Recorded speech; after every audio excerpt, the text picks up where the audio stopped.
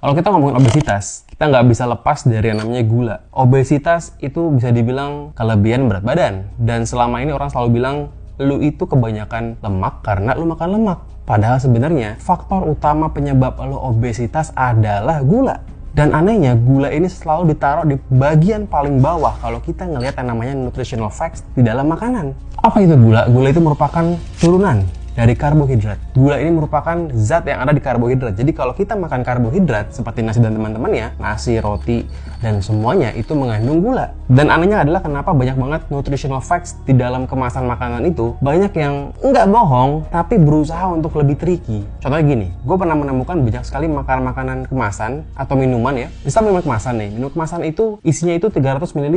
Kecil kan? Cuman setengah dari Aqua 600 ml. Jadi cuma segini nih. Tapi dia bikin di kemasan nutritional facts-nya itu 2 sajian per kemasan.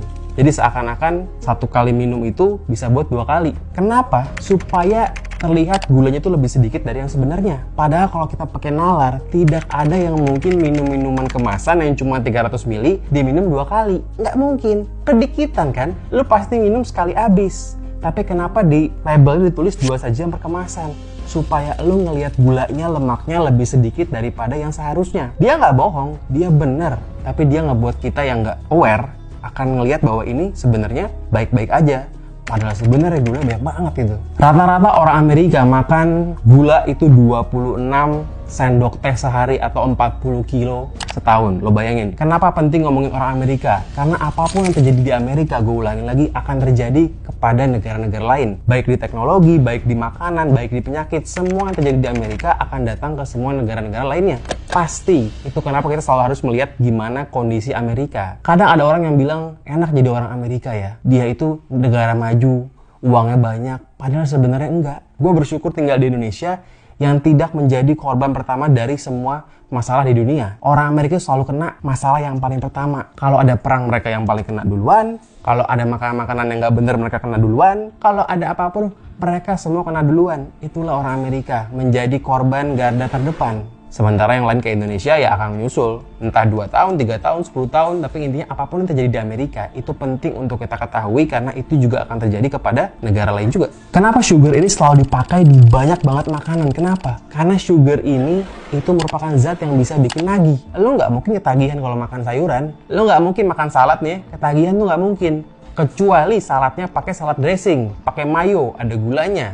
Bisa ketagihan. Itulah alasan kenapa semua produsen makanan kemasan selalu pakai yang namanya gula. Karena itu menyenangkan, karena itu akan membuat lo pengen lagi, dan pengen lagi. Gula ya, gula yang sudah diolah, gula rafinasi, itu kecanduannya itu 8 kali lipat daripada kokain.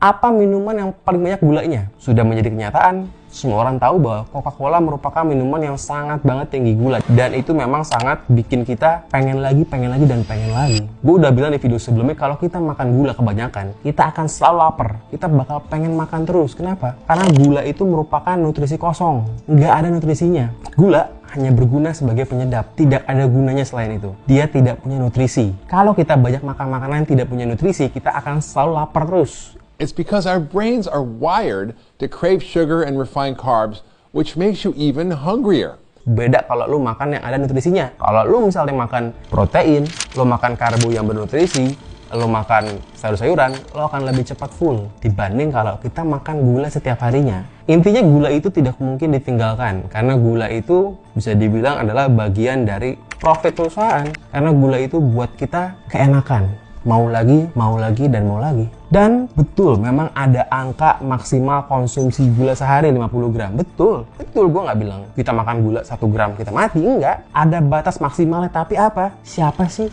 yang ngikutin guideline tersebut? Siapa? Emang lo tahu kalau lo makan nasi goreng berapa gulanya? Enggak kan? Emang lo tahu kalau lo beli ketoprak pakai lontong berapa gulanya? Enggak tahu kan? Kita pasti melebihi batas maksimal konsumsi gula sehari. Pasti gue yakin. Mungkin kalau lo makan makanan kemasan, kalau lo aware, lo bisa ngelihat berapa gulanya. Tapi kan kita juga makan makanan yang lain. Ya nggak heran kalau sekarang banyak orang yang obesitas, diabetes, dan teman-temannya. Dan juga banyak banget makanan-makanan sehat yang berlabel sehat yang sebenarnya nggak sehat. Udah pernah gue bahas juga di episode kedua kemarin. Sereal itu nggak sehat, meskipun ada embel-embel whole grains ya, tapi dia itu mengandung banyak gula. Itu nggak sehat, orang tahu.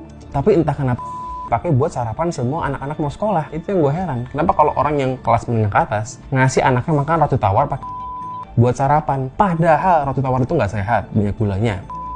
Apalagi gitu ya. Ada juga oatmeal. Oatmeal itu juga nggak sehat. Oatmeal itu karbo tinggi banget. Dan kalau kita makan oatmeal tanpa pakai dressing yang bernutrisi, itu nggak ada nutrisinya gitu loh. Sedikit banget nutrisi dari oatmeal. Dan kadang-kadang juga orang makan oatmeal itu kan pakai dressingnya pakai yang manis-manis. Ya jadi makin banyak karbonnya lah, makin banyak gulanya gitu. Ada juga snack-snack sehat yang sebenarnya gula semua. Dan juga ada miskonsepsi makanan sehat yang sebenarnya kurang sehat yang terjadi nggak cuma di makanan kemasan doang. Ada juga di makanan-makanan tradisional yang sebenarnya kurang sehat, yang sebenarnya banyak gulanya. Contohnya apa?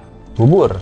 Bubur itu merupakan karbohidrat yang tidak kompleks. Apa artinya? Karbohidrat tidak kompleks. Simpelnya adalah karbohidrat yang terlalu gampang dicerna. Karena bubur itu kan udah cair ya. Jadi emang masuk ke tubuh langsung kecerna aja. Nggak ada prosesnya. Jadi ngebuat kita sangat gampang lapar kalau kita habis makan bubur. Ada juga nasi uduk, nasi kuning, dan teman-temannya yang sangat Indonesia banget yang sebenarnya seharusnya dimakan dengan porsi yang pas. Bukan racun, gue nggak bilang racun dan akhirnya membunuh kita, tidak. Tapi diusahakan sebagaimana mungkin dengan porsi yang pas gitu.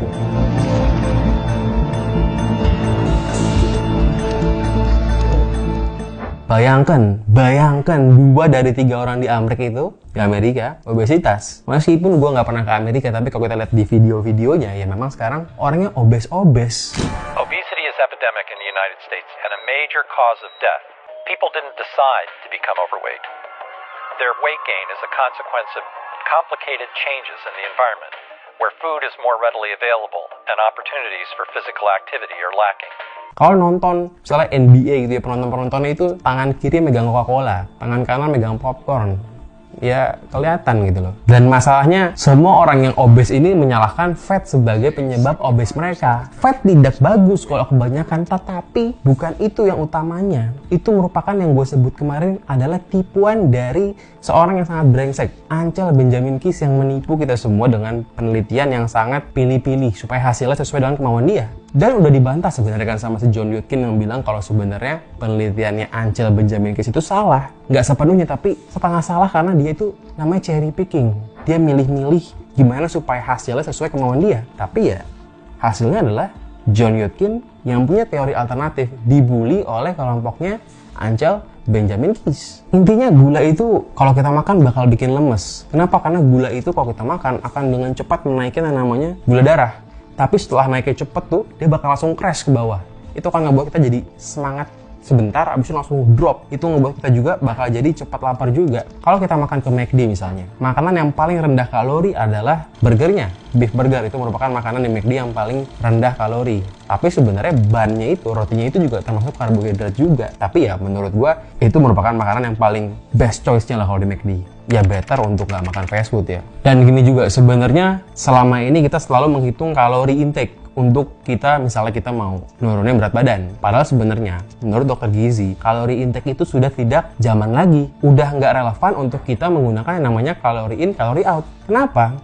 Karena kalori itu beda. 100 kalori fat sama 100 kalori protein sama 100 kalori gula itu beda. Itu nggak sama. Kita nggak bisa makan satu kue tar yang misalnya 2000 kalori, terus kita nggak makan lagi yang lain karena kita pikir ya kan yang penting kan 2000 kalori kan. Nggak bisa gitu. Semua zat itu punya efek yang beda-beda meskipun kalorinya sama. So kalori intake itu sudah tidak relevan. Tidak selamanya defisit kalori itu akan membuat kita lebih kurus. Tidak selalu, karena tergantung juga apa yang lo makan. Yang terbaik adalah pastikan konsumsi semua dengan porsi yang pas. Dan gini juga, kalau kita banyak makan makanan yang bernutrisi, kita nggak akan segampang itu lapar. Kalau lo kebiasaan makan makanan yang ada isinya, lo akan susah untuk ngabisin makanan yang banyak banget. Karena perut lo full. Misalnya nih, lo cobain seminggu makan makanan yang ada isinya, yang bernutrisi, terus lo challenge makan nasi padang 2 bungkus, nggak bakal bisa karena perut lo full. Kecuali lo makan gula terus, abis itu challenge makan nasi padang 2 bungkus, baru bisa mungkin karena gula bikin lapar terus. Jadi sebenarnya dengan kita makan makanan yang bernutrisi, kita tidak perlu pusing dengan yang namanya kalori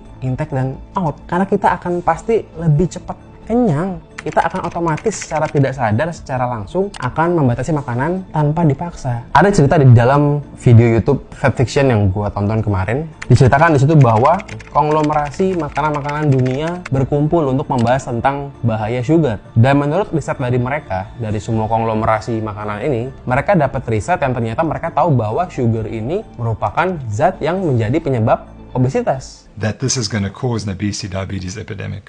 They were warned, but they ignored it. Tapi ya mereka diem aja. Kenapa? Karena mereka nggak bisa stop untuk pakai gula, karena gula itu merupakan zat yang enak. Penyedap terbaik dalam sejarah umat manusia ya gula, yang bisa bikin kita mau lagi, dan mau lagi. Kalau tadi dibilang bahwa 2 dari 3 orang Amerika itu obesitas, dan penyebabnya adalah yang utama adalah gula, seharusnya gula ini merupakan pandemi obesitas. Tapi kan tidak ada ya pandemi obesitas. Padahal sebenarnya 2 dari 3 orang Amerika terjangkiti obesitas. Ini lebih tinggi rate infectionnya daripada COVID. Ada hadis Nabi yang bilang kalau kita harus berhenti makan sebelum kenyang. Meskipun hadis ini nggak sahih, tapi sebenarnya kita bisa ambil intinya adalah ya kalau kita makan ya berhentilah sebelum kenyang sebisa mungkin.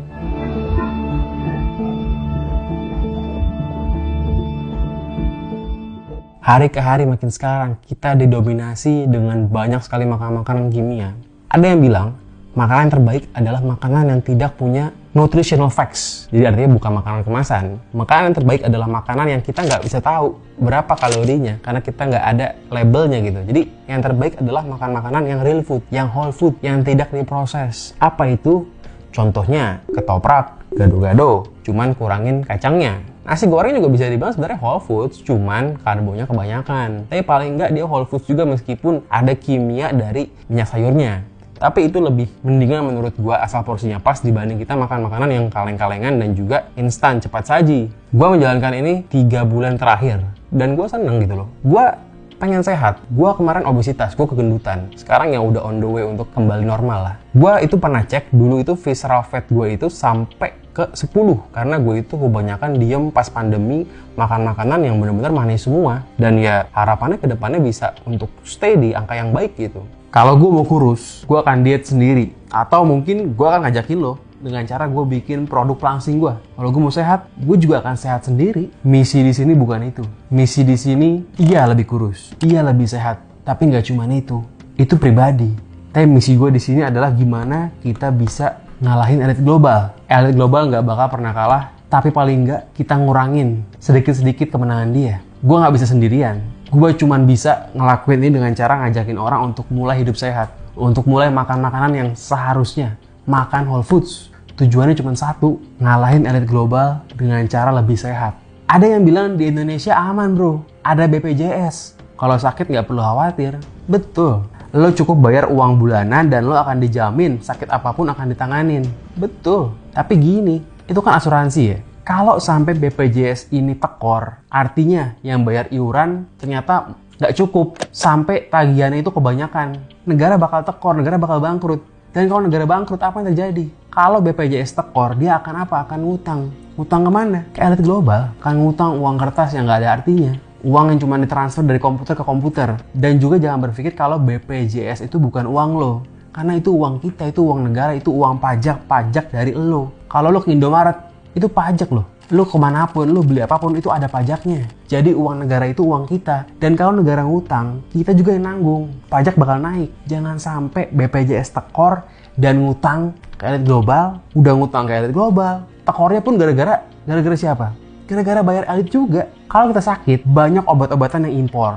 Banyak alat kesehatan yang impor. Banyak alat screening cancer lah, alat screening itu, alat screening AIWO. Itu banyak yang impor. Itu semua kan akan ngalir ke elit juga gitu loh. Sebisa mungkin usahakan bayar BPJS rutin, tapi jangan sampai kepake gitu loh. Sakit itu pasti ada yang sakit. Bagus ada BPJS, cuma jangan sampai kebanyakan yang pakai. Harapan gue adalah kita bisa bayar iuran, tapi kita nggak pernah pakai. Seumur hidup, sampai modar, sampai mampus, lu nggak pernah pakai BPJS, itu bagus gitu loh. Itu baru mantap.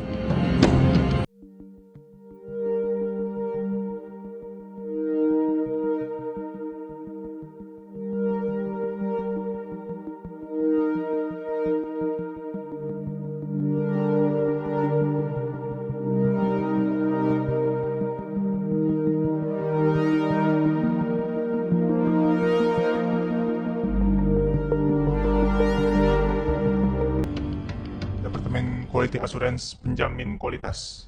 Nah, kerjaan gue tuh di sana, gue di bagian finish good-nya. Gue menganalisa produk-produk yang udah jadi dalam kemasan, apakah layak dirilis untuk dijual ke pasaran atau bakal di hold atau bahkan dibuang. Ya, gue mastiin bahwa sebelum masuk ke mulut konsumen, barangnya harus layak untuk tubuh manusia begitu. Selama gue kerja, gue perhatiin yang pertama produk untuk label kids, misalkan susu brand X untuk kids, untuk anak-anak. Nah, produknya itu kalau lu lihat komposisinya, kandungan gulanya itu bisa 20 gram ke atas untuk satu kotak, dan dalam satu kotak itu terdapat anjuran untuk minum 2 kotak dalam sehari. Dengan gulanya ya 20 gram, kalau lu timbang lu bakal lihat tuh segimana banyaknya, dan di kotaknya pun nggak ditulis ada gulanya, diumpetin gitu. Yang dicetak di depan itu ya vitamin, ada kalsium, gulanya di belakang diumpetin di komposisi dan informasi zat gizi. Menurut gue ya pasti mereka tuh bacanya yang kalau informasi nilai gizi yang paling atas yang fat, lemak, padahal kan yang berbahaya itu ya gulanya, makanya ditaruh di bagian bawah.